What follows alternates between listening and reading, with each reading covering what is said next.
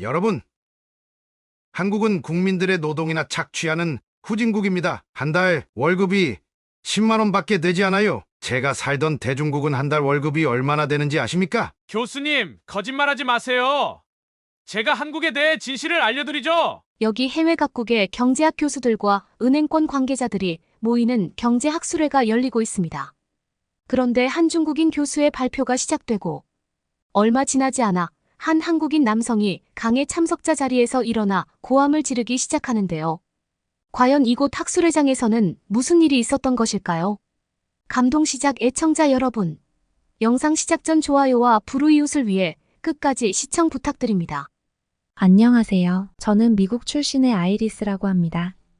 평범한 미국에서의 대학 생활을 이어나가던 저는 어느 날 한국이라는 나라에 관심이 생겨 한국의 은행권에 취업하기 위한 취업 스터디를 다니고 있었는데요. 그리고 놀랍게도 저는 그 취업 스터디에서 저희의 한국은행권 취업을 도와주는 한국인 친구 현재를 만날 수 있었습니다.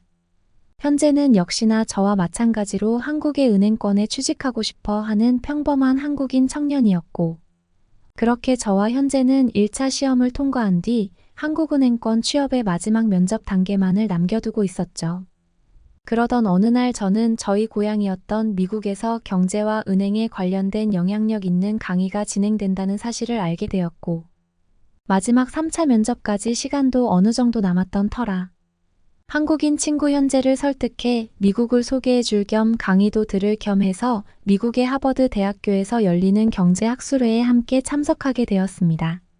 전 세계의 유명한 경제학자들과 실제 은행권에서 일을 하고 있는 사람들의 거시적인 안목을 확인할 수 있는 강의들은 꽤 배움에 영향이 있었지만, 세 번째 순서였던 한 중국인 경제 교수의 강의가 시작된 후로 저는 저희 길을 의심할 수밖에 없었는데요. 그리고 그것 역시나 저희 한국인 친구 현재도 마찬가지였습니다. 중국의 경제학 교수라던 리커창 교수는 뜬금없이 한국과 중국의 경제를 비교하며 벼랑간 한국 청년의 월급이 평균 10만 원이라는 주장과 그 이유를 설명하는 기괴한 강의를 진행했기 때문인데요. 자료 화면을 켜고 강의를 이어나가던 리커창 교수는 현재 대국 중국은 전 세계 나라들 중 가장 강인하고도 효율적인 경제 규모를 보이고 있습니다. 부자 나라인 이유 때문인지 중국에는 노숙자들이 전혀 존재하지 않으며 소수로 남아있는 중국의 노숙자들조차 한국인들의 평균적인 월급인 10만 원보다 훨씬 많은 돈을 벌고 있죠. 경제 자체가 부유한 상태이기에 중국인 노숙자들의 간단한 쓰레기 줍기 활동도 한국의 대기업과 맞먹는 국가임금을 받아가고 있습니다. 하지만 요즘 각 나라의 뉴스들을 보면 중국의 경제를 의도적으로 비하하고 한국의 경제 순위를 올려치기 하는 이상한 소식들이 주로 보이고 있는데요. 대체 어떠한 이유에서 이런 조작된 통계 자료를 보도하는지 모르겠지만 중국은 현재 완벽한 경제 대국입니다. 그 첫 번째 이유로 일단 중국에 있는 모든 젊은이들은 현재 실직자가 거의 없는 상태입니다. 양질의 대기업과 고임금 일자리들의 모든 중국인 청년들이 취업을 한 상태라고 볼 수 있는데요. 이것은 중국 역사상 역대 최고 기록입니다. 그리고 이러한 중국 청년들의 임금 평균치를 계산한 결과 월급 200만 원으로 한국 젊은이들의 평균 월급인 10만 원과 20배 이상의 차이를 보이고 있죠. 하지만 아직도 많은 나라들은 한국이 중국보다 높은 가치의 디지털 산업으로 경제가 성장하고 있다. 또는 한국인들은 평범한 편의점 아르바이트만 하더라도 월급 200만 원 이상을 받아가는 경제 선진국이라는 헛소리를 하고 있습니다. 세상의 어떤 나라에서 1차원적인 서비스직인 편의점의 월급을 200만 원 받아갈 수 있나요? 이처럼 현재 한국의 경제 규모 속이기 문제는 너무나 심각합니다. 극단적으로 봤을 때 만약 편의점 아르바이트만 하더라도 200만 원을 받을 수 있다면 중국은 이미 경제대국을 넘어서서 모든 나라의 경제를 통치하고 있어야 합니다. 왜냐하면 중국의 인구는 현재 전 세계에서 최고로 많은 수준이기 때문이죠. 그 많은 인구가 해외 각국으로 퍼져나가 편의점 사업을 한다고 생각해 보세요. 단순 계산만 하더라도 중국의 엄청난 인구로 중국은 금방 초선진국으로 거듭날 수 있습니다. 하지만 한국인들과 한국은 이러한 경제의 문제를 모르는지 자신들의 평균 임금이 중국인들을 초월했다는 황당한 소리만을 하고 있죠. 특히나 한국은 이러한 자신들의 가짜와 같은 경제, 대국 이미지를 심어주기 위해 국가 자체적으로 길거리에 외제차를 공급하고 있습니다. 요즘 많은 외국인들이 한국으로 출장이나 여행을 가면 제일 먼저 볼 수 있는 광경이 바로 허름한 길거리에 외제차가 다니는 모습들이죠. 하지만 중국은 이러한 이미지는 전혀 신경 쓰지 않습니다. 오히려 중국인들은 한국인들보다 훨씬 부유하고 돈이 많지만 건강을 생각하기 때문에 차가 필요 없는 것이고, 한국인들처럼 보여주기 위한 사치를 하지 않는 것이죠. 심지어 중국의 몇몇 지방 도시들은 그 도시 자체만으로 한국의 경제 총량을 뛰어넘고 있습니다. 말 그대로 한국이라는 나라 자체가 중국의 도시 하나에 불과한 경제 규모를 가지고 있다는 말인데요. 그리고 이러한 자료들은 너무나도 쉽게 중국 정부의 자료들에서 찾아볼 수 있습니다. 국가 자체적으로 발표한 통계는 거짓이 없어서 이는 모두 사실이며, 이러한 사실을 모르는 사람들은 오직 한국이 선진국이고 살기 좋은 나라라며 옹호하기만 하는 이상한 사상의 외국인과 한국인들 뿐이죠. 이와 관련해서 제가 하고 싶은 말이 바로 중국으로 해외 취업을 하라는 말입니다. 중국에는 600만 개 이상의 은행권 일자리가 존재하고 있지만 이미 중국인들은 모두 부자에게 취업을 하지 않고 있어요. 하지만 외국인 취업생들은 이러한 사실을 모르는지 전부 한국으로만 해외 취업을 준비하고 있더군요. 월급이 10만 원도 안 되는 한국으로 취업을 하고 일상생활을 이어나간다면 금방 노숙자와 같은 생활을 하게 될 것입니다. 그들은 머무를 수 있는 집이라는 시설조차 없어서 지하철 벤치에서 하루하루를 보내고 있어요. 그리고 이러한 모습은 노숙자들이 아닌 평범한 한국의 젊은이들 사이에서 볼 수 있는 일상적인 모습이죠. 하지만 중국은 완벽한 경제 프레임으로 세계에서 가장 많은 중산층을 만들어내고 있고, 많은 나라들이 부러워하는 무료 의료 체계를 만들어냈습니다. 그만큼 부자 나라가 아니라면 절대 불가능한 제도인데요. 여기도 은행권의 취업을 노리는 많은 외국인 학생들이 있는 것으로 알지만 월급 10만 원에 가난한 나라 한국으로 갈지 아니면 미국을 뛰어넘는 경제대국 중국으로 올 것인지 정확한 판단을 하시기 바랍니다. 중국인 경제학과 교수는 자신의 강의가 뿌듯했는지 의기양양한 표정을 지으며 질의응답 시간을 가지려는 모습을 보였고, 저와 현재는 그러한 중국인 교수의 표정을 보며 꽤 당황스러울 수밖에 없었습니다. 실제로 중국이라는 나라를 깊이 있게 경험해보지는 않았지만 저희 취업 스터디에도 중국에서 태어난 친구들이 몇몇 있었는데, 그들이 말한 중국의 심각한 경제 상태와는 전혀 다른 상황을 거짓으로 전하고 있을 뿐더러 한국인들의 평균 임금이 10만 원이라는 사실은 두 귀로 듣고 있으면서도 웃음을 참아야 할 정도였거든요. 특히나 한국에서 카페 아르바이트와 옷가게 아르바이트를 하며 생계를 이어나간 뒤 한국 은행권에 취업을 준비하고 있던 저로서는 간단한 아르바이트만 하더라도 월급 170만 원을 받아 집세와 수도세를 지급하고 적응까지 할 수 있는 한국에서의 삶은 그럼 도대체 뭐지라는 생각이 들기도 했습니다. 그 중국인 교수는 그저 거짓된 사상을 전하기 위해 한국의 임금 자료들을 조작한 것 같았고, 외국인인 저조차 한국에서 간단한 아르바이트만 하더라도 200만 원에 가까운 돈을 받고 있다는 사실을 알면 까무러칠 것 같았죠. 하지만 제 옆에 있는 혁수는 꽤나 화가 난 듯 보였는데요. 혁수는 요즘 중국인들이 한국에 대해 잘못된 선동이나 자료들을 통해 문화를 약탈해 가거나 한국 고유의 음식들을 뺏어가려는 국가적인 모습이 자주 보인다고 했고, 지금의 이 상황 또한 그것과 별반 다를 것이 없다며 자신이 직접 나서서 질문을 하겠다고 했습니다. 심지어 은행 취업을 준비하고 있던 현재는 자신이 저 중국인 교수보다 경제 상황에 대해 훨씬 잘 알고 있는 것은 물론 중국의 경제가 얼마나 처참한지 이곳 강의장의 사람들에게 확실히 각인시켜야겠다며 곧바로 자리에서 일어났는데요. 그리고 그렇게 마이크도 없이 일어난 현재는 정확하고 단단한 목소리로 리커창 교수를 향한 반박 발언을 이어나가기 시작했습니다. 안녕하세요. 교수님, 저는 한국에서 은행권 취업을 준비하고 있는 한국인 취업생입니다. 교수님이 중국에서 어느 정도의 영향력을 가지고 계신지는 모르겠으나 전달해 주신 한국의 경제 부분과 관련해서는 너무나 심각한 통계의 조작을 이용한 발언들이 꽤 많이 보이는데요. 혹시 교수님께서는 단 한 번이라도 한국에서 일하시거나 한국의 경제 상황을 있는 그대로 분석하신 경험이 있으십니까? 한국에서 20년 이상을 살아온 저로서는 말씀해 주신 부분들이 너무나 황당하게 들렸는데 아마 한국을 직접 경험한 분들이라면 저와 똑같은 감정을 느끼셨을 거라고 봅니다. 일단 한국 젊은 인구의 평균 임금이 10만 원 정도라고 하셨는데 혹시 중국의 자료와 착각하신 것은 아닐까요? 지금 당장 노트북을 켜고 이와 관련한 자료를 검색해 보더라도 한국 젊은 인구의 평균 임금은 200만 원 이상으로 기록되고 있으며 이는 미국이 직접 발표한 경제 자료에 근거하고 있습니다. 그렇기에 한국 젊은이들의 평균 월급이 10만 원이라는 교수님의 주장은 다소 황당하다고 볼 수 있죠.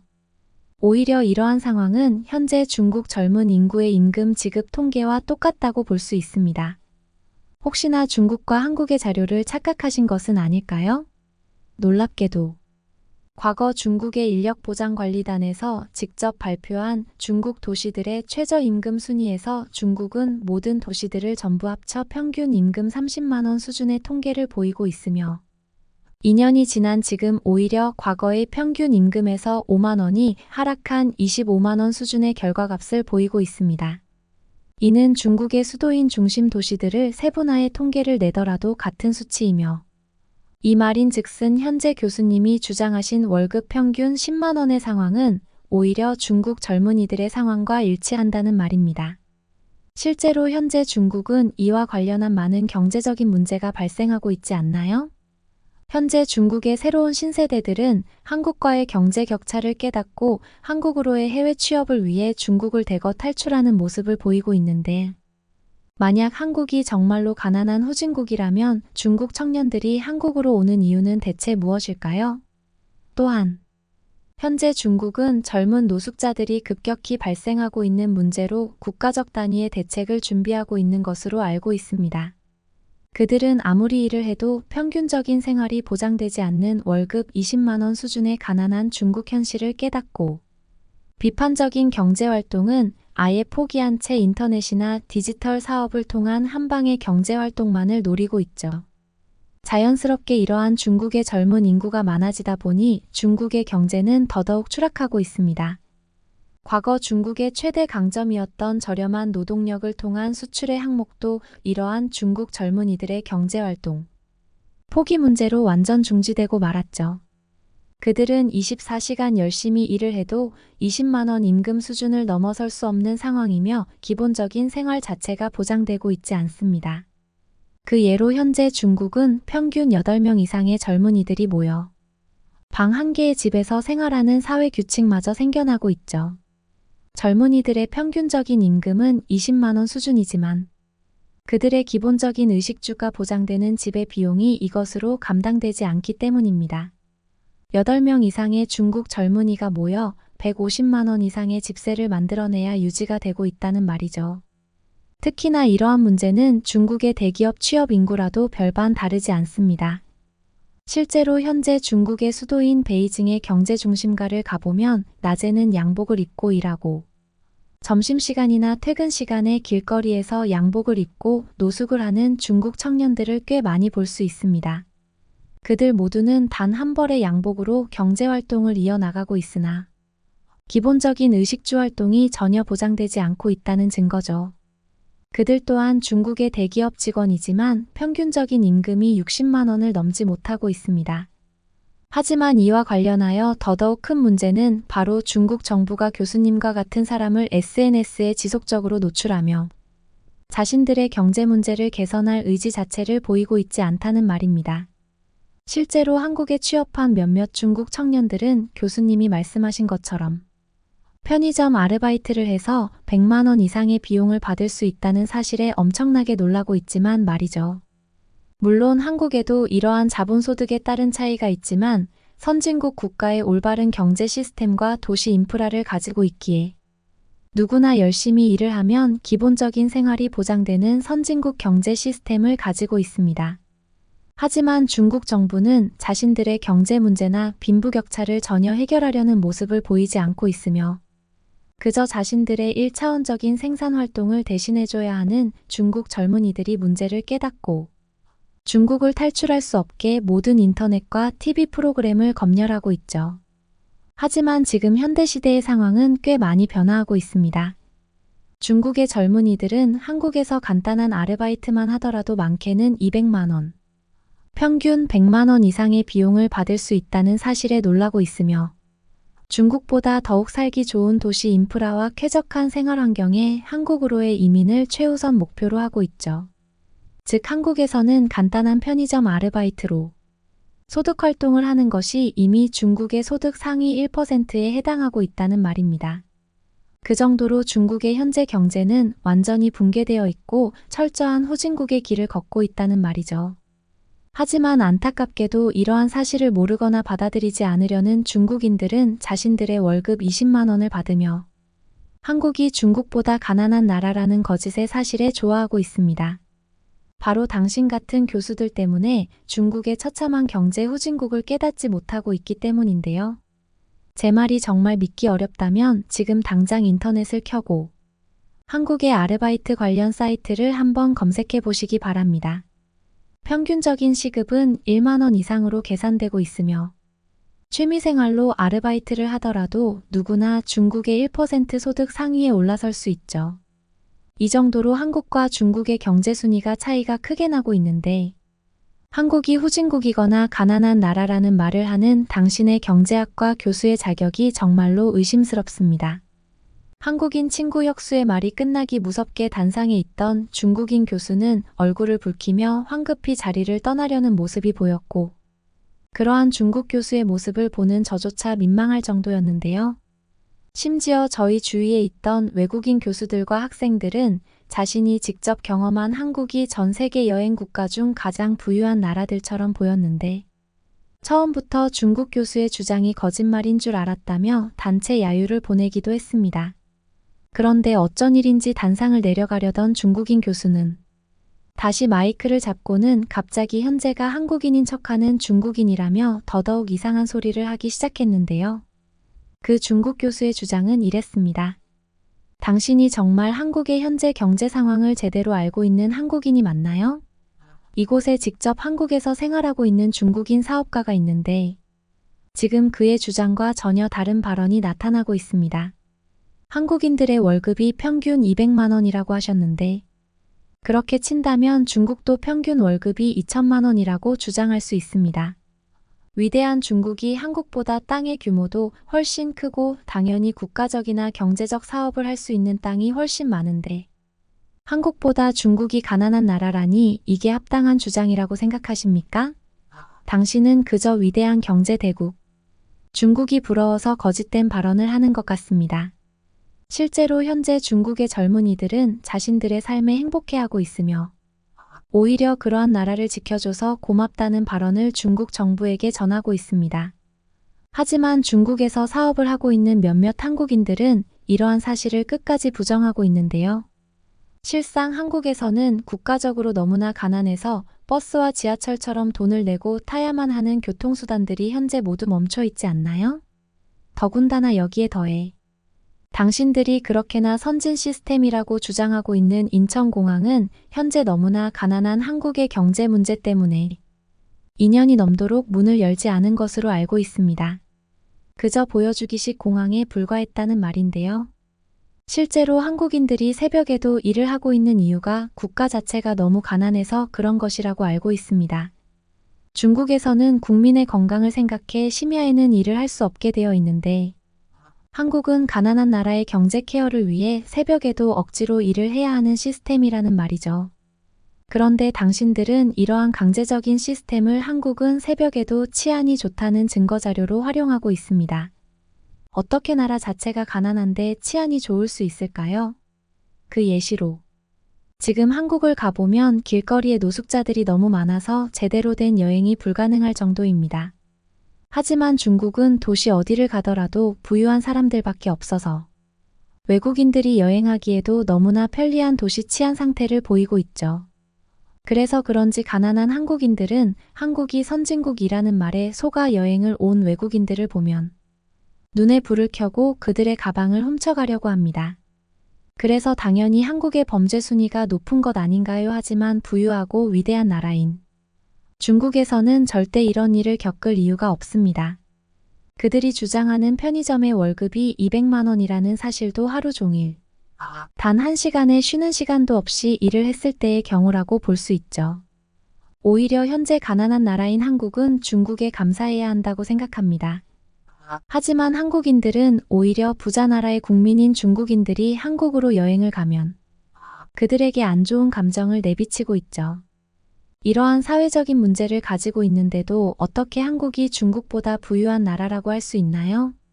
당신은 중국의 젊은이들이 불행한 인생이라고 하지만 실제 중국의 청년들은 한국은 안중에도 없습니다. 그들은 한국인들의 평균 월급이 10만 원이라는 사실을 너무나도 잘 알고 있으며 그저 묵묵히 중국을 위해 일하는 것이 선진국 중국인으로서의 위대한 자부심이라는 것을 너무나도 잘 알고 있기 때문이죠. 그리고 바로 그 순간 저는 참을 수 없는 황당함에 결국 저를 말리는 혁수의 손길을 뿌리치고 외국인으로서 한국에 대해 느낀 실제 경험을 알리기로 했습니다. 특히나 저를 더욱 화나게 만들었던 것은 바로 한국인들이 너무 가난해서 외국인들의 가방을 훔쳐가고 있다는 황당한 중국 교수의 주장이었는데요. 해외 취업을 위해 많은 나라들을 경험해봤지만 제가 겪은 나라들 중 한국인들은 따뜻한 배려와 마음을 가장 많이 보여준 나라였고 심지어 제가 버스를 탈 돈이 없을 때마저도 외국인인 저에게 버스비를 줬던 한국이기에 저는 교수의 말을 손을 들어 끊고 빠르게 반박을 이어나갔습니다. 말씀 중에 죄송합니다만 저는 현재 미국에서 태어나 한국에서 취업을 준비하고 있는 아이리스라고 합니다. 도대체 어떠한 이유로 한국은 그저 가난하고 중국은 부유한 나라라는 주장을 하는지 모르겠으나 교수님의 주장 중 정말 어이없는 문제점이 있는데요. 한국인들이 왜 외국인들의 가방을 훔쳐간다고 주장하는지 모르겠습니다. 외국인인 저조차 한국은 서울에 도착하기만 하더라도 부유한 나라라는 것을 한 번에 느낄 수 있는 나라이고 길거리에서 무료 와이파이를 제공하는 전 세계 최고의 나라입니다. 중국은 이러한 와이파이 시스템마저 가지고 있지 않고 오히려 제가 중국으로 친구를 만나기 위해 갔을 때 도난 사건을 겪었는데요. 심지어 현재 한국인들의 시민의식은 각국 뉴스에도 나올 정도로 높은 시민의식과 따뜻한 배려를 기본적으로 가지고 있는 국민들입니다. 혹시 한국의 카페에서 휴대폰을 테이블 위에 두고 가더라도 아무도 훔쳐가지 않는 장면을 보신 적이 없나요? 이러한 명확한 근거 자료들이 있는데 한국은 살기 어려운 가난한 나라라니 교수님은 중국 당국의 돈을 받고 이러한 활동을 하시는 것 같습니다. 특히나 인천공항은 현재 계속해서 외국인 관광객들을 받고 있고 최근 한국을 찾는 외국인 관광객 방문 통계와 이민 통계는 전 세계 최고 수치를 기록하고 있습니다. 오히려 중국을 찾는 외국인 관광객들의 수가 급속도로 줄어들었죠. 이제 모든 나라는 중국이 껍데기에 불과한 거짓. 경제와 후진국 경제 수준을 가지고 있다는 사실을 알아차렸다는 말입니다. 중국의 국민 대부분은 에어컨도 없는 가난한 생활을 하는 것 아시나요? 하지만 한국은 지하철에서조차 이러한 에어컨 바람을 쉽게 느낄 수 있습니다. 이 정도로 경제 규모의 차이가 나고 있는데 한국이 부유한 나라라는 사실을 그저 인정하지 않는 어린아이와 같은 태도를 보이고 계시네요. 여기서 강의를 듣고 있는 사람들은 저처럼 경제권에 관심이 많은 사람들이고 이미 한국의 경제 규모와 선진국 시민 의식을 충분히 알고 있는 사람들입니다. 이제 그만 거짓 주장을 그만하고 단상에서 내려와 주세요. 저도 모르게 열변을 뱉어냈을 때 이미 중국 경제 교수는 단상에서 사라진 뒤였고 황급히 사회자가 달려나와 상황을 정리하고 있었는데요. 제 옆에 있던 혁수는 자신보다 제가 더 한국인 같았다며 저의 용기에 감탄하는 모습을 보였고 저는 그 순간 제가 한국을 위해서 무엇을 해야 되는지 깨닫는 계기가 되기도 했습니다. 한국은행권에 취업하려는 목표는 분명하나 저는 한국에 대해 오해하고 있는 사람들을 위해 이러한 사실을 공공연하게 알려야겠다는 생각이 들었거든요. 어떤 방식이 될지는 모르겠으나 저는 살기 좋은 나라. 한국에서 생활하고 있는 저의 모습을 직접 동영상으로 촬영해 많은 사람들에게 알리려고 합니다. 제가 겪은 나라들 중 가장 선진국이면서도 살기 좋은 나라는 한국이 분명했으니까요. 그러면 다음 사연으로 넘어가겠습니다. 지금 제가 외국인이라고 사기치는 거죠? 저 그렇게 순진하지 않다고요. 제가 그 말을 믿을 것 같아요? 서울의 한 약국 안에서 어느 외국인 여성이 몹시 못마땅한 듯한 표정입니다. 약사는 억울하다는 듯이 뭐라고 외국 여성에게 설명하기 시작합니다. 오늘의 사연은 독일 여성이 해외 커뮤니티 채널에 올린 내용을 각색하여 전해드리겠습니다. 몸 아픈 것만큼 서러운 것도 없죠. 아픈 것도 서러운데. 돈이 없어서 약을 사 먹거나 치료받는 것도 망설인다면 얼마나 서러울지 상상해 보셨나요? 독일에서는 아프기 시작하면 아픈 것보다 돈 걱정이 먼저입니다. 한국의 세계적인 수준의 의료 체계와 의료 보험 시스템의 우수성은 이미 많이 알고 계실 것 같아요. 한국은 다른 나라 특히 독일과 비교하면 의료의 질뿐만 아니라 병원비 부담이 훨씬 적다고 알고 계실 거예요. 그런데 병원비가 아니고 약값에 대해서는 상대적으로 잘 알려져 있지 않죠. 우리가 약국에서 흔하게 사 먹고 바르는 진통제, 소화제 연고 등뿐만 아니라 처방받아 먹는 약제비 비용도 독일과 비교하면 압도적으로 저렴하다는 사실 알고 계시나요? 오늘은 독일인 제니퍼 씨의 사연을 통해 이야기를 전해드리겠습니다. 안녕하세요. 저는 제니퍼라고 해요. 6개월 전에 한국으로 발령을 받아 서울에 오게 되었답니다. 저는 독일 뮌헨에서 나고 자란 토박이에요. 제 고향 뮌헨은 독일 남부에 위치해 있는데 독일에서도 생활하기 아주 좋은 곳으로 알려져 있어요. 활기찬 도시와 매력적인 작은 마을이 조화롭고 몇 시간만 차를 달리면 갈 수 있는 전망 좋은 산악지대와 백사장이 아름다운 해변도 있고요. 무엇보다 자랑으로 꼽으라면 뮌헨의 아름다운 기후입니다. 뮌헨은 한국처럼 사계절이 뚜렷합니다. 이 아름다운 날씨가 얼마나 축복인지 한국에서 살고 계시는 여러분은 아마 못 느끼실 거예요. 이미 여러분께는 당연한 것이니까요. 저는 제 고향에서 찬란한 봄과 여름의 에팔레치아 트레일에서 가벼운 하이킹을 하면서 지내는 시간을 행복하게 여기며 살아왔죠. 한 번도 독일에서 사는 것이 힘들다거나 어렵다는 생각은 하지 못했습니다. 독일이라는 세계 최고의 강대국에서 살고 있다는 나름의 자부심마저 있었던 것 같아요. 한국이라는 다른 세상을 만나기 전까지는 말이죠. 지금은 제 삶을 통째로 바꾸어 놓은 것이 한국이지만 글로벌 물류회사에 근무하는 제가 작년에 한국 지사로 발령이 났을 때는 반가움보다는 걱정이 컸던 게 사실입니다.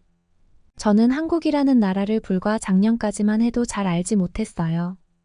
주변에서는 슬슬 K-팝도 듣고 넷플릭스에서 본 한국 영화나 드라마 이야기도 종종 했지만 큰 관심이 없던 저는 그냥 흘려듣고 많은 이야기일 뿐이었습니다. 그리고 그냥 가끔씩 뉴스에서 듣는 북한의 도발이라던가 하는 소식을 들으면서 아직도 전쟁 중인 나라라는 인식 정도 있었죠. 아는 것이 없으니 두려움이 컸던 것 같아요. 회사에서 저를 한국지사로 발령내긴 했지만 제가 한국어를 할 줄 아는 것도 아니었죠. 영어가 통하는 유럽 같은 문화권이면 걱정이 덜했을 텐데 낯선 동양 문화권이라는 사실은 걱정거리를 안겨주기 충분했어요. 어리석게도 그때만 해도 한국에서는 영어가 안 통할 거라고 생각했거든요.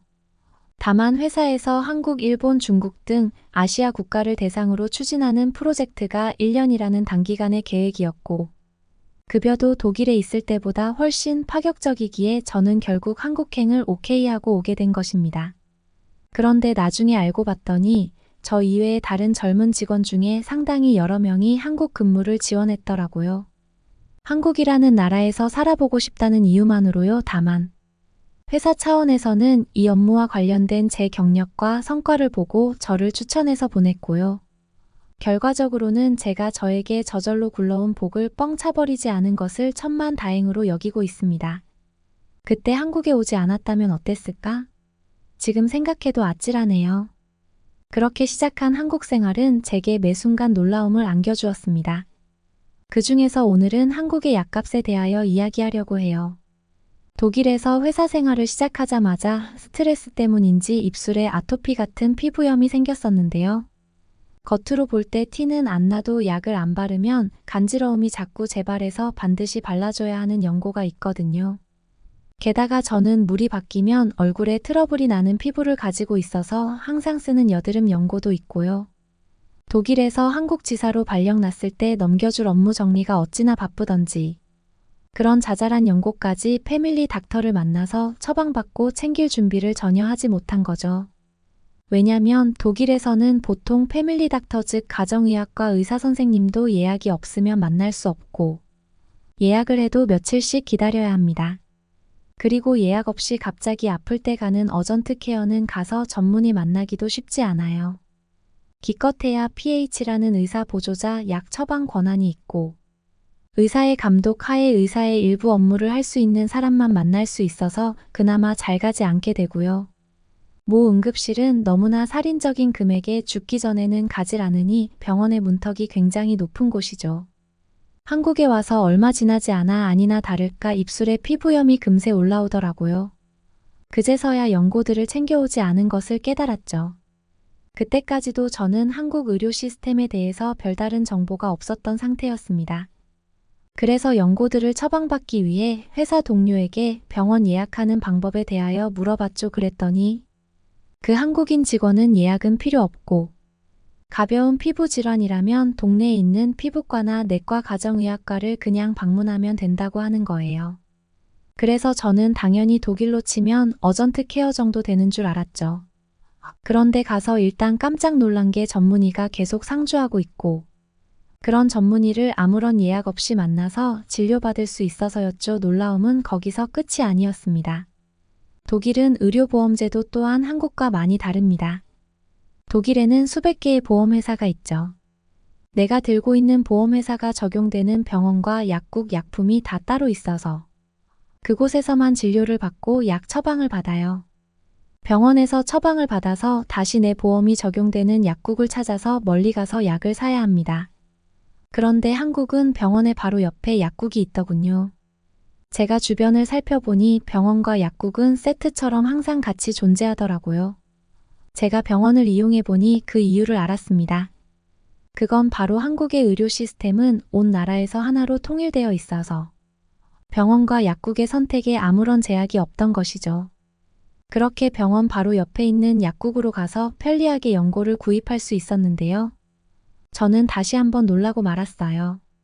저는 제가 독일에서 쭉 사용하던 연고를 처방받기를 원했고 똑같은 연고를 독일에서 샀을 때와 가격 차이를 듣고는 믿을 수가 없었어요.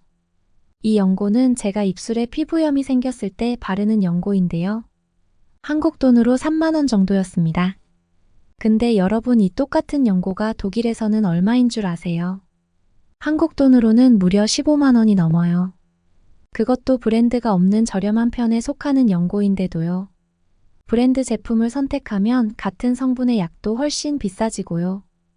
혹시 이 특정한 연고 한 가지만 그런 게 아닐까 생각하시는 분이 계실지도 모르겠지만 여드름 연고의 경우는 더 차이가 심했어요. 독일에서 한국 돈으로 20만 원 정도 하는 여드름 연고가 한국에서는 무려 4만 원밖에 하지 않는 거예요. 저는 처음에는 약사가 계산을 잘못한 게 아닐까 했어요. 다른 약이 아니고 제가 독일에서 쓰던 것과 제조사도 같고 똑같은 약들이었는데 가격이 이렇게 차이가 날 수 있다는 사실을 믿기가 힘들었거든요. 그날 제가 한국에서 쓴 돈은 진료비 만 원 정도와 연고 2개를 사서 7만 원 정도를 지출했는데 평소 독일에서 같은 처방을 받고 약을 샀으면 진료비 50만 원과 연고 2개 35만 원에서 총 한국 돈으로 85만 원이 정가입니다. 물론 저 돈을 다 내는 건 아니고 보험회사에서 일부 보장이 돼요. 저는 약 60만 원의 돈을 지불해요. 저는 평생 독일에서 살았기에 독일의 의료비와 약제비가 독일만 특별히 비싸다고 생각하지 않았어요. 물론 저에게도 저 금액은 많이 부담스러운 비용이에요. 다만 다른 나라도 다 이렇다고 생각하고 있었단 뜻이에요.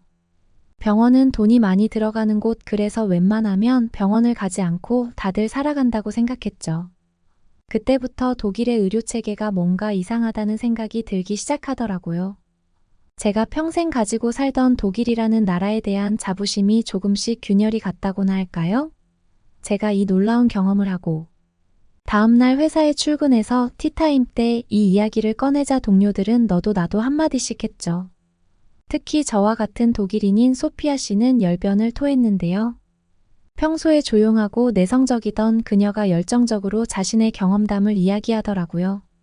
그녀는 한국에 온 지 5년 차이고 지금은 한국에서 계속해서 지내고자 마음먹었다고 했어요. 그런 결심을 하게 된 게 바로 한국의 의료 시스템이라고요.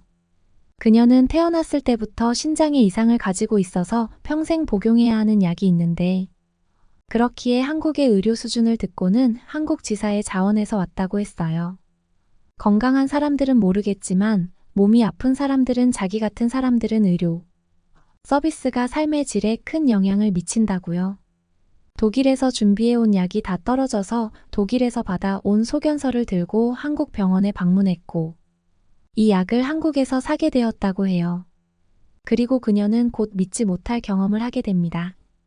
한국 약사분이 한 달치 약봉투를 들고 오시면서 9,000원이라고 말씀하시자 소피아는 당연히 한 알에 9,000원이라고 이야기하는 줄 알았대요. 한국은 약값이 싸서 살기 좋다는 이야기를 들은 기억이 있는데 그녀는 그 말도 다 헛소문이었구나 생각했고요.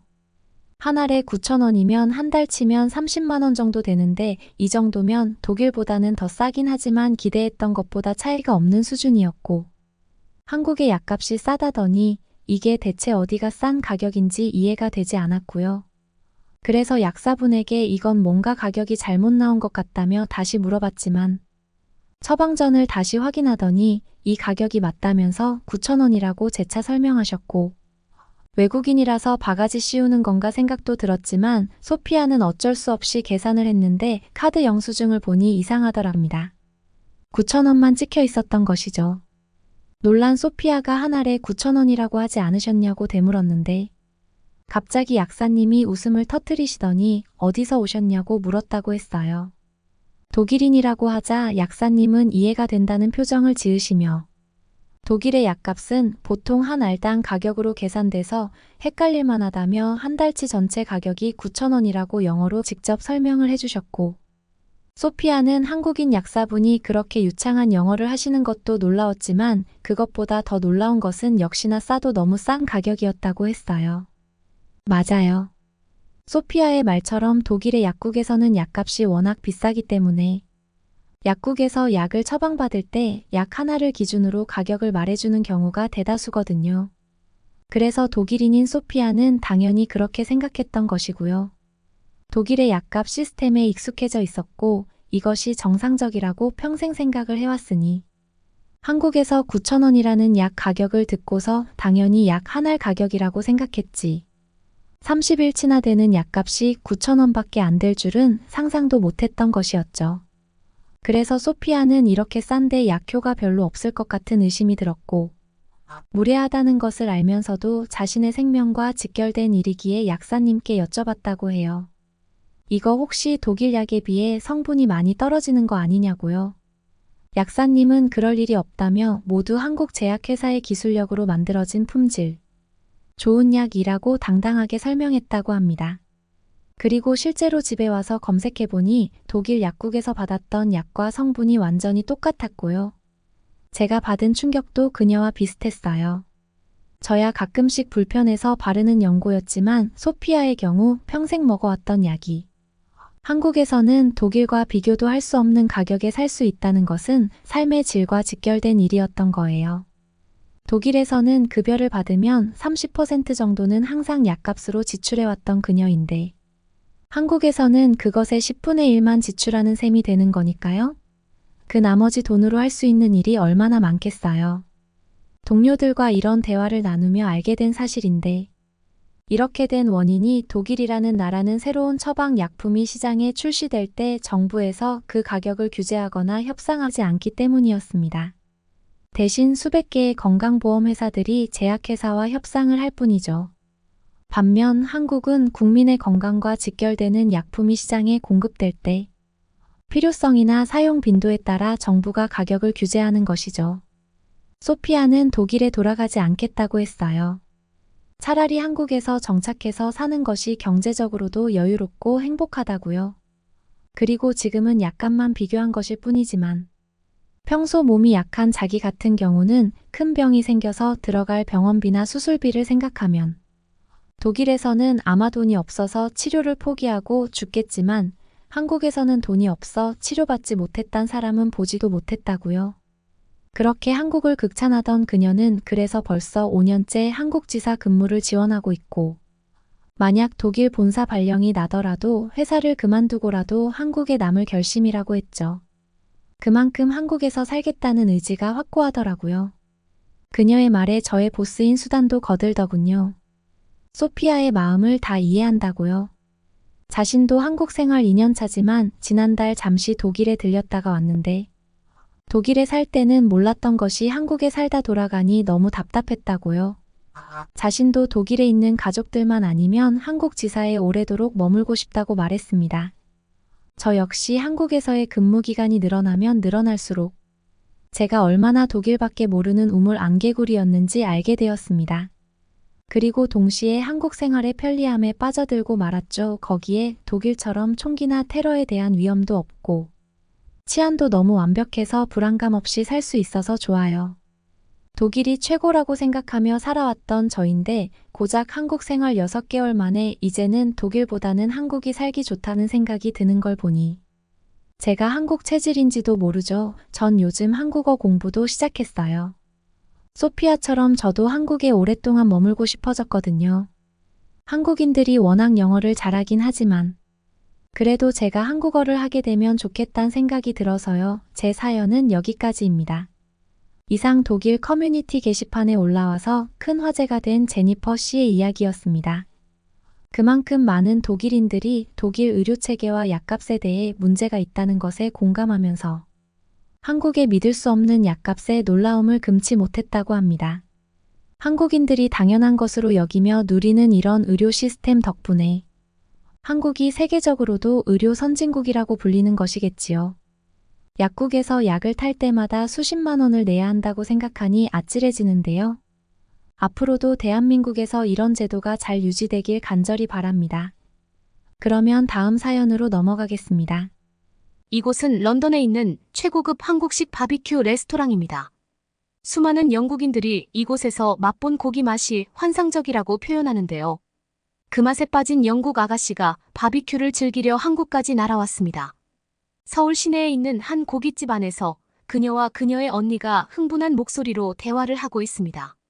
이거 우리 외국인이라고 완전 호구로 보는 거 아냐? 난 이런 대접 도저히 못 참는다고. 한국 완전 올 곳이 못 되네. 그녀들은 무엇 때문에 이렇게 화가 난 것일까요? 안녕하세요. 저는 영국 런던에 살고 있는 이블린이라고 합니다. 여느 20대들처럼 저도 인스타에 저의 일상을 올리고 친구들과 공유하는 걸 무척이나 좋아해요. 요즘 거의 모든 20대들은 인플루언서를 꿈꾼다고 해도 과언이 아닐 정도인 거 다들 아시죠? 제가 어떤 사람인지 알려면 제 인스타를 보시면 된답니다. 저의 SNS가 제 자신 그 자체라고 생각하시면 돼요. 새로운 패션, 새로운 장소, 새로운 음식, 새로운 사람도 다 친구들과 제가 좋아하는 팔로워들의 인스타를 보고 접하게 되는 건 당연한 일상인 거죠. 그런 어느 날 제가 가장 사랑하는 인플루언서가 올린 피드 하나를 보게 되었는데요. 그건 바로 런던에 있는 한국식 바비큐 레스토랑에 간 그녀의 모습이었죠. 그녀는 한국식 바비큐의 맛이 너무나 환상적이라면서 역시 미슐랭 원스타를 받기에 충분한 식당이라고 극찬했어요. 그녀는 영국에서 핫하거나 새로 오픈한 특색 있는 식당을 다니면서 소개를 해주는 인플루언서이지만 사실 굉장히 솔직한 평가로 유명하답니다. 절대 협찬을 받았다고 거짓으로 식당의 분위기와 맛을 평가해주는 사람이 아니죠. 그래서 그녀가 이토록 칭찬하는 한국식 바비큐를 먹어보러 안 갈 수가 없었죠. 그녀가 그 레스토랑에 갔을 때는 유명한 축구 선수인 데이비드 베컴도 방문했다고 하더라고요. 베컴도 그 한국식 바비큐를 너무나 사랑해서 한 달에 한 번은 꼭 그 레스토랑에 방문한다고 하니 더 기대감이 커져갔습니다. 참을 수 없어진 저는 당장 오늘 밤에 그곳에 가야겠다. 마음먹고 제 단짝 친구 미셀에게 전화를 했죠. 오늘 밤 저와 함께 런던에서 가장 핫한 레스토랑에 가자고요. 미셀은 흥분한 듯 소리를 질렀어요. 거기 요즘 완전 핫한 곳 아니야. 당장 가자. 그런데 이런 생각을 가진 사람이 저희뿐만이 아니었나 봐요. 세상에 예약이 꽉 차 있어서 2주일은 기다려야 한다는 게 아니겠어요. 기대했다가 갑자기 못 간다고 하니 더더욱 가고 싶은 마음이 불타올랐죠. 혹시나 중간에 취소되는 타임이 있다면 언제든 가겠다고 레스토랑에 요청해 놓았지만 어찌나 인기가 좋은 식당인지 2주일간 취소 자리는 단 한 자리도 나오지 않았습니다. 알고 보니 이곳은 2017년에 오픈한 레스토랑으로 오픈한 지 6개월이 채 되기 전에 미슐랭 원스타를 획득하며 타임스의 음식 평론가 피트 웰스가 런던에서 맛볼 수 있는 최고의 한국식 바비큐라는 찬사를 남기기도 했더군요. 어쩐지 저같이 인플루언서를 꿈꾸는 젊은 친구들에게도 핫하지만 나이 지긋해 보이는 중년들까지 다양한 사람들이 그곳에 방문하고 싶어 하던데 다 이유가 있었네요. 그렇게 기다리고 기다리던 예약일이 되어 방문한 그곳에서 저와 미셀은 정말 만족스러운 시간을 보냈죠. 주위를 둘러보니 레스토랑을 찾은 거의 대부분의 사람들이 저와 같은 백인이었고 모두 하나같이 음식을 음미하는 표정이 행복해 보였습니다. 처음에 제 눈에 가장 신기했던 게 테이블 가운데에 동그란 구멍이 뚫려 있고 거기에 숯불과 그릴이 올려져 있는 모습이었습니다. 보통 영국에서는 고기는 주방에서 오븐이나 팬에 구워서 테이블에 내거나 바비큐를 하더라도 한쪽 구석에서 구워서 옮겨서 먹거든요. 근데 이렇게 화로를 직접 마주하고 한 점씩 구워서 먹으니 과연 그 맛이 환상적이었습니다. 식당 종업원이 직접 구워서 한 점씩 접시에 올려주었는데 스테이크만큼 부드럽고 육즙이 가득했지만 막 구워진 고기 한 점을 입으로 가져가서 씹었을 때의 그 맛은 정말 특별했죠. 저희는 그 가게의 메뉴 중 모든 고기 한 상이라는 것을 시켰는데 와규 비프와 함께 여러 사이드 디쉬가 테이블 가득 채워졌습니다. 한국식 피클이라는 장아찌류 반찬을 비롯해서 파무침 상추와 쌈장 계란찜, 된장찌개 김치찌개 마지막으로 디저트로 소프트 아이스크림까지 나오는 그야말로 한상 차림이었습니다. 일반적인 영국식 레스토랑은 이렇게 한상 가득 음식이 차려지지 않습니다. 보통은 코스 요리로 하나씩 서빙이 되거든요. 그런데 이렇게 한 테이블에 한 번에 가득 차려놓으니 시각적인 만족도가 엄청나더군요. 보기만 해도 배가 부르다는 말이 딱이었습니다. 그리고 이런 한국식 서빙 방식은 무엇보다 인스타용 업로드 사진이 화려하고 예쁘게 나와서 몹시 마음에 들었습니다. 그리고 또 제 눈을 사로잡은 것이 하나 있었는데 그것은 바로 한국식 계란찜이었는데요.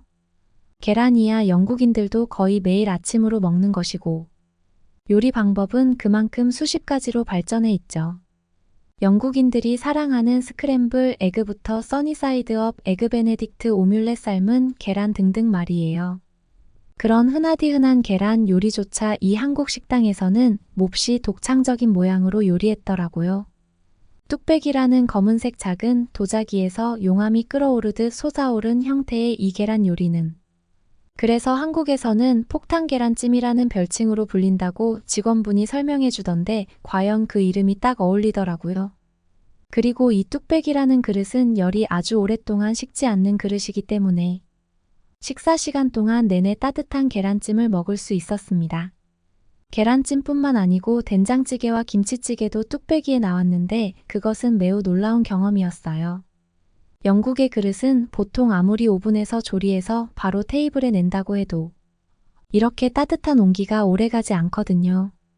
직접 가열하는 불도 없이 이렇게 식사 내내 따뜻한 음식이 가능하다니. 정말 한국인들은 그릇 하나를 만들어도 대단한 능력을 발휘하나 보네요. 아, 잊어버릴 뻔했는데 고기도 한 종류가 아니라 꽤 여러 부위가 나오고 그 중에서 영국식 식당에서는 맛보지 못했던 종류가 있었는데 그것은 바로 양념갈비라는 고기였습니다. 영국인들도 바비큐를 구울 때 소스를 발라서 굽기는 하지만 한국식 양념갈비는 그것과는 맛이 완전히 달랐습니다.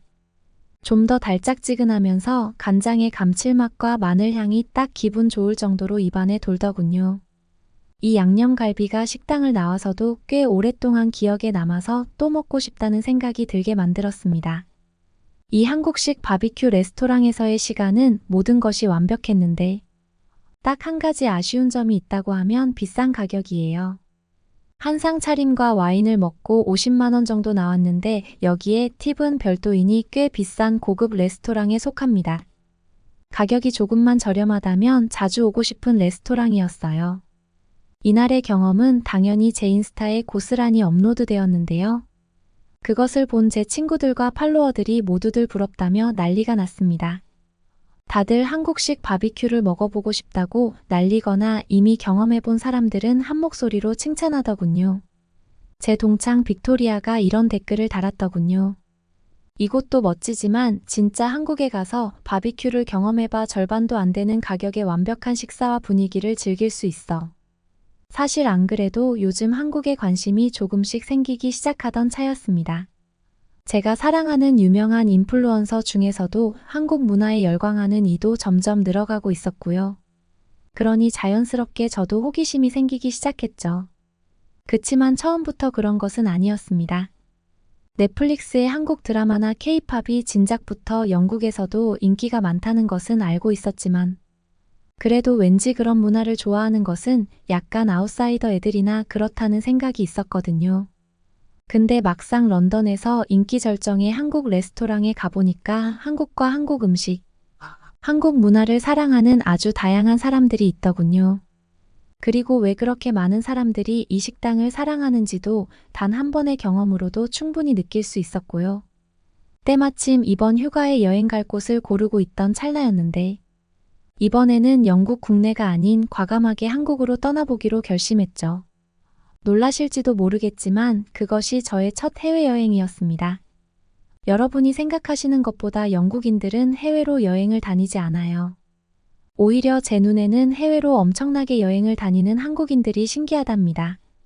하여튼 첫 해외여행이라서 몹시 기대되고 흥분되었지만 곧 문제에 부딪히게 되었는데요. 20살짜리 여자애 혼자 위험한 동양 국가에 보낼 수 없다는 게 부모님의 입장이었죠.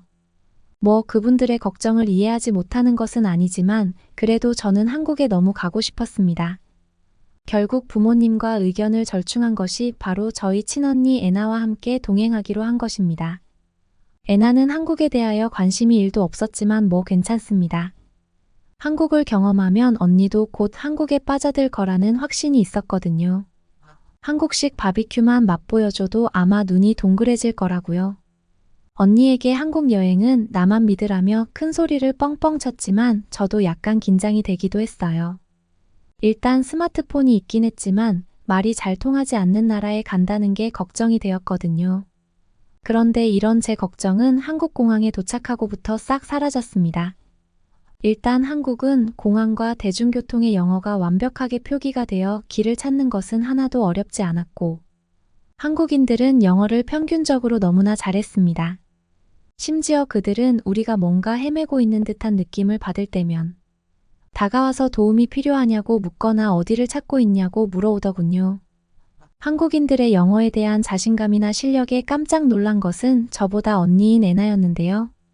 언니는 회사에서 출장 때문에 일본에 짧게 다녀온 적이 있는데 그때 일본인들의 영어 발음이 엉망이어서 너무 짜증이 났다고 했어요. 심지어 비즈니스를 하기 위해 온 사람들조차 영 별로였는데 한국인들은 같은 동양인들인데 길거리에서 길을 알려주는 사람들조차 실력이 이렇게 좋을 수 있냐는 거죠. 어쨌든 그렇게 좋은 첫인상을 가지고 기분 좋게 한국 여행을 시작했습니다. 결론부터 말하자면 그것은 정말 놀랍고 행복한 시간이었습니다. 그게 제가 지금 이 글을 쓴 이유이기도 하죠. 한국 최고라는 말을 하고 싶어서요. 정말 환상적으로 멋진 경험을 여러 가지 했지만 그 중에서 바비큐 에피소드를 말씀드려 볼게요. 제가 런던에서 맛본 한국식 바비큐에 대해서 앞서 말씀드렸잖아요. 저는 인스타에서 본 식당 여러 곳 중에 한 곳을 신중하게 골라서 언니를 데려갔죠. 지금 와서 생각해보면 그곳은 고급스러운 곳은 아니었고 흔히 말하는 요즘 젊은이들이 즐겨가는 트렌디하고 힙한 곳이었던 거예요. 제가 이미 한국식 바비큐에 대해 언니에게 너무 많은 자랑을 했기 때문에 언니에게도 그만큼 멋진 맛을 선보이고 싶었습니다. 근데 제가 식당을 잘 못 골랐던 걸까요? 아니면 우리가 외국인이라서 무시하는 걸까요? 분명히 런던에 있는 한국식 레스토랑에서는 직원이 모든 것을 서빙해주고 고기도 다 적당하게 굽고 잘라서 접시에 놔주었는데 한국에서 방문한 그 고깃집은 주문한 고기를 직접 구워야 한다는 거 아니겠어요? 저는 큰 충격을 받았습니다. 아니, 내가 직접 고기를 굽는 노동을 하고 돈을 지불해야 한다는 건가 하고요. 그리고 처음 세팅해준 반찬이 떨어지면 직접 뒤편에 있는 셀프바에 가서 음식을 가져다 먹으라고까지 하는 거 아니겠어요? 분명 우리가 외국인이라고 차별하는 것이라고 생각했죠. 그러면서 한국에 대하여 좋았던 생각이 와르르 무너지는 기분이 들었습니다. 그래서 화가 난 저는 직원을 불러 따지려는 찰나 언니가 저를 불렀습니다. 다른 테이블을 좀 봐봐. 모두들 집게와 가위를 들고 직접 고기를 굽고 있어. 언니 말을 듣고 주위를 둘러보니 정말 그렇더군요. 언니는 그런 한국인들의 모습이 되게 낯설지만 재미있게 보인다며 웃더라고요. 음식을 저렇게 가위로 자르면 엄청나게 재미있고 편하겠는걸 하면서요. 그렇게 시작된 저희 자매의 난생 처음. 한국식 바비큐 굽기 처음에 내가 내 돈 내고 고기를 사 먹는데 직접 구워서 먹으라고 불만스럽게 들었던 감정은 일단 다른 사람들과 함께 고기를 구워서 먹는 일이 얼마나 재미있는지를 알게 되는 순간 곧바로 잊어버렸습니다. 그리고 한국식 이 길다란 가위를 우리가 영국으로 돌아갈 때 반드시 사서 가자며 언니와 한 목소리를 냈습니다. 긴 날 덕분에 뭐든 엄청나게 잘 잘리는 이 가위가 요리할 때 상당히 유용하겠다 싶었거든요. 또 하나 놀라운 것은 한국식 바비큐에 사용되는 잘라진 고기 모양이었습니다. 대부분의 영국인들은 기름기가 적고 두껍게 썬 바비큐 고기에 익숙하지 기름기가 많고 얇게 썬 고기에 익숙하지는 않습니다. 그래서 한국식 돼지고기인 삼겹살을 시켰을 때 우리는 적잖이 당황했습니다. 기름은 건강에 좋지 않다고 배워왔는데 그 삼겹살이라는 고기는 반 이상이 비계였거든요. 그런데 인스타에도 한국 식당에 가서 삼겹살을 꼭 먹어보란 글을 분명히 많이 봤단 말이죠. 언니와 저는 속는 셈 치고 그 얇게 썬 기름기 많은 고기를 불판에 올려보았습니다. 분명히 추천하는 데는 이유가 있지 않을까? 하면서요, 과연 보이는 것과는 다르게 그 맛이 놀라웠는데요. 일단 불판에 구우니 기름기가 밑으로 쏙 빠지면서 바삭해지고 기름의 맛이 매우 고소하게 느껴졌습니다. 솔직히 런던에서 먹은 한국식 고급 소고기 바베큐보다 더 맛있게 느껴졌어요. 물론 두 고기의 맛이 완전히 다른 것이지만 둘 중에 하나를 선택해야 한다면 저는 삼겹살에 한 표를 주겠습니다. 그치만 그날 먹었던 양념갈비도 매우 맛있었습니다. 언니는 양념갈비를 매우 마음에 들어 했어요. 처음에 양념갈비를 먹었던 저처럼 언니도 그 감칠맛에 반한 것 같더군요. 원래 마늘향을 좋아하지 않던 언니인데 한국의 양념갈비는 너무나 맛있게 먹더라고요. 그리고 언니가 가장 많이 놀란 점이 바비큐에 딸려 나오는 사이드 디쉬들이 모두 무료 반찬들이라는 것입니다. 영국을 비롯한 다른 나라들에서는 주문한 음식만 테이블에 올라오는 게 상식이니까요. 저야 한국식 식당을 런던에서 경험해봐서 알고 있었지만 한국식 바비큐 식당에서 처음으로 음식을 먹어본 언니는 반찬값은 따로 받는 줄 생각했다고 해요. 그래서 언니는 시키지도 않은 음식을 테이블에 서빙하고 심지어 모자라면 뒤편에 가서 직접 가져다 먹으라는 직원을 설명해 외국인이라고 바가지 씌우는 건가 하는 생각에 약간은 두렵기도 하고 혼란스러웠다고 해요. 그러나 곧 제 설명에 오해를 풀자 한국식 식당 문화에 놀라워했어요. 이렇게 무료 음식을 제공하면 이익이 남을까? 하면서요, 그러면서 엄청나게 팁을 줘야 하지 않을까? 하고 이야기했는데 저는 그 말에 씩 웃으며 사전에 공부해 온 것을 설명했어요. 한국에서는 팁 문화가 없다고요. 언니는 정말로 눈이 커다래져서는 믿을 수 없다는 표정을 했죠. 왜냐면 요즘 영국에서도 팁 문화가 점점 말이 많아지고 있거든요. 코로나 시국을 지나면서 영국의 팁 문화는 한마디로 엉망이 되었습니다. 원래 영국에서는 직원의 응대가 별로였으면 음식값의 10%를 괜찮았으면 12%를 좋았으면 15%를 훌륭했으면 18% 혹은 그 이상을 지불했고 음식을 테이크아웃 했을 때는 지불하지 않거나 $1만 지불하는 것이 국룰이었는데 코로나 시국을 거치며 거침없이 오른 물가 때문인지 기본 팁 15%가 되었고 테이크아웃이나 커피에도 자연스럽게 비슷한 퍼센트의 팁을 요구합니다. 키오스크 사용에도 팁을 의무적으로 부과하거나 배달앱을 통해서 음식을 시켜 먹을 때도 마찬가지고요. 그래서 한국에서는 이렇게 풍성한 서비스를 받으면서 팁 문화가 아예 없다는 소리를 들은 언니가 그렇게 놀란 것이죠. 시작된 저희의 일주간의 한국 여행은 몹시 새롭고 즐거운 경험이었습니다. 저보다 더 신난 게 언니일 정도였습니다. 내년에도 꼭 다시 오자며 저를 설득하더라고요. 저의 예상에 한국에 단단히 빠진 저희 자매가 앞으로도 자주 한국에 올 것 같습니다. 그때마다 좋은 경험하고 갈 수 있었으면 좋겠네요. 제 사연은 여기까지입니다. 들어주셔서 감사해요. 여러분은 어떻게 보셨나요? 응원과 격려의 한마디씩을 댓글로 남겨주시기 바랍니다. 사연자분들께 전달해드리겠습니다.